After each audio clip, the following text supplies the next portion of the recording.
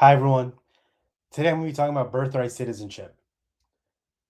So on January 20th, 2025, Donald Trump signed Executive Order 14160 titled Protecting the Meaning and Value of American Citizenship. The core idea is it tries to end automatic birthright citizenship for certain children born in the United States. Specifically, it says a child born in the US would not be a citizen if their mother is in the US illegally and the father is not a US citizen or green card holder, or so that's the first condition. The second condition is their mother is in the US legally, but temporarily through a student, work, or tourist visa, and the father is not a citizen or a permanent resident.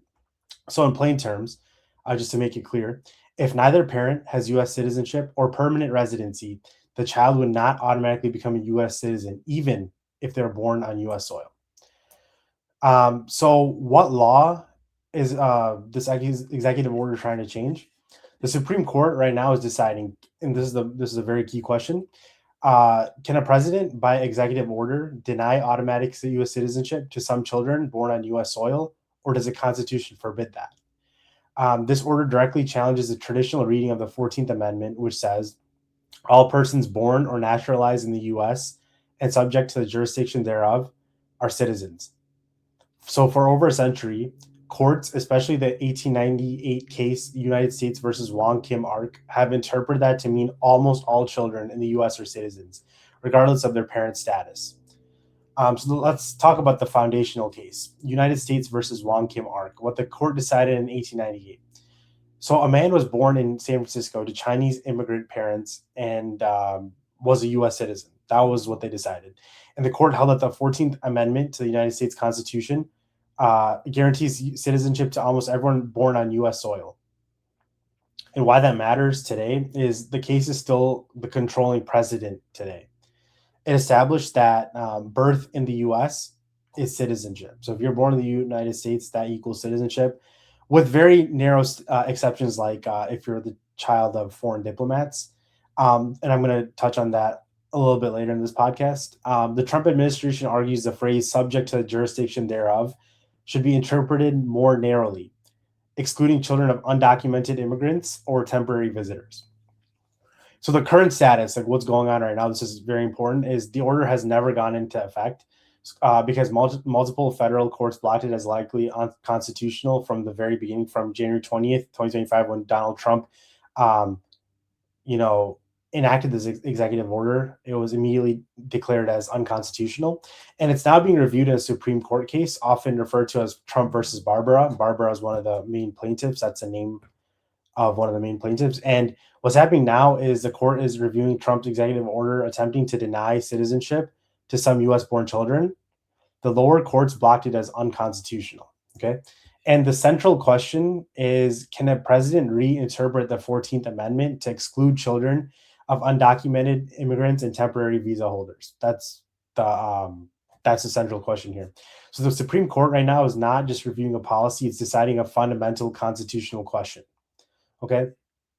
Now there's two sides, just like there's two sides to every court case, there's two sides to this case as well. So the Trump administration says the Constitution never meant to grant citizenship or to children of people not fully under U.S. jurisdiction, like undocumented or temporary residents. And challengers say the order violates the Constitution and over 150 years of legal precedent guaranteeing birthright citizenship. If upheld, if this executive order is upheld, this could deny citizenship to hundreds of thousands of US born children each year. And it could potentially create a class of people born in the US but not recognized as citizens.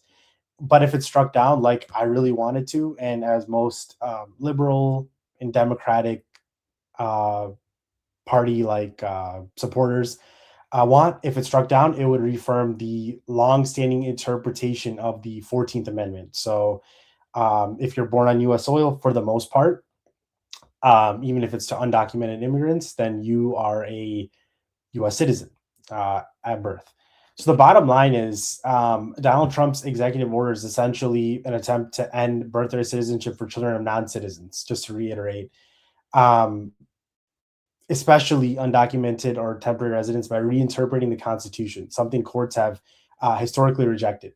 So let's talk more about subject to the jurisdiction of. So going back to um, the what exactly the 14th Amendment is. It says all persons born or naturalized in the United States and subject to the jurisdiction thereof are citizens. So what that means, and subject to the jurisdiction of, that means the US law applies to you. That's essentially what that means. So the 14th Amendment, it says anyone born in the US and subject to the jurisdiction thereof is a citizen. The rare exceptions are the following. So if you're the child of a foreign diplomat, so if a child is born in the US to foreign diplomats, they're not subject to US jurisdiction. Okay.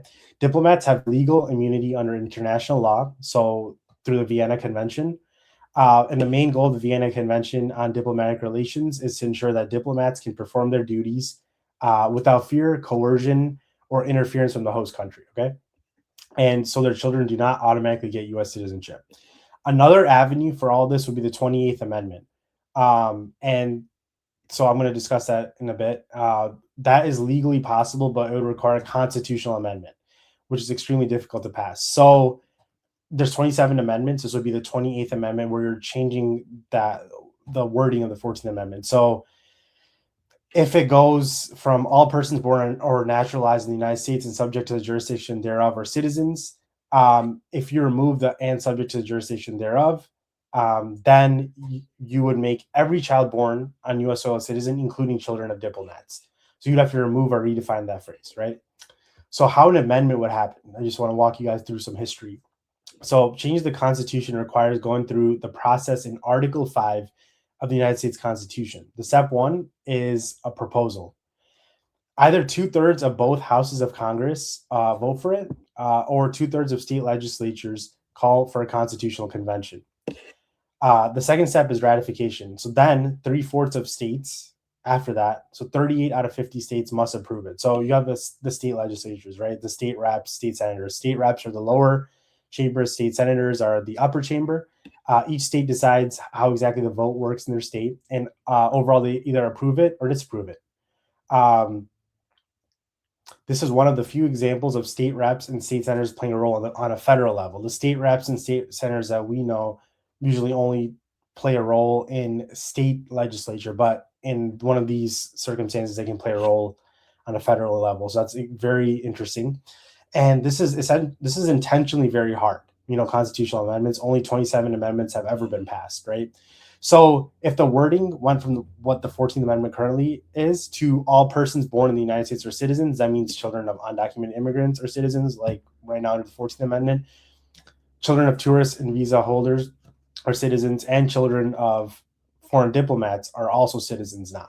So the bottom line is that the Constitution could be amended to grant citizenship to every child born in the U.S. with no exceptions, if subject to the jurisdiction of is removed from the 14th Amendment via constitutional amendment, then now becomes the 28th Amendment. So all persons born or naturalized in the United States are citizens. So if two amendments in the Constitution regard the same topic, the more recent one would override the previous one. So in this case, the 28th Amendment would be the one that the Constitution refers to regarding birthright citizenship. So the bottom line is the definitive ruling is still Wong Kim Ark, like I discussed before, back in 1898.